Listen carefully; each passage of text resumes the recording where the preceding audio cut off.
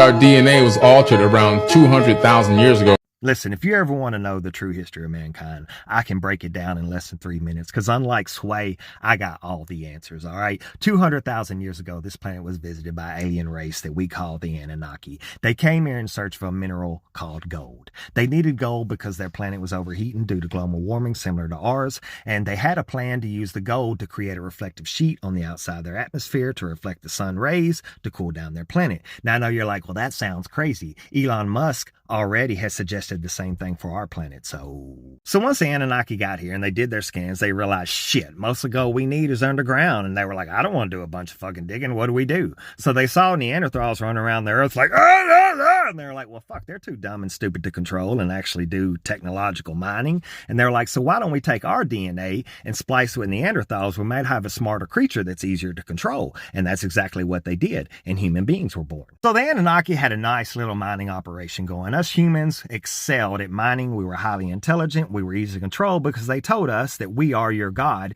You need to worship us and do everything we say. And that's exactly what we did. And this is where the Bible is actually accurate, except it was a mistranslation. What human beings actually ate was not an apple. It was a red mushroom. This mushroom had highly hallucinogenic properties, which unlocked other dimensions. And human beings started talking to other entities beside the Anunnaki. And these entities were saying, all they're doing is using you to mine gold. You're nothing more than a slave. So human beings rebelled against the Anunnaki. At this point, shit really goes south for the Anunnaki. They lost their workforce because we went on strike like, fuck you, we're not mining gold for you no more.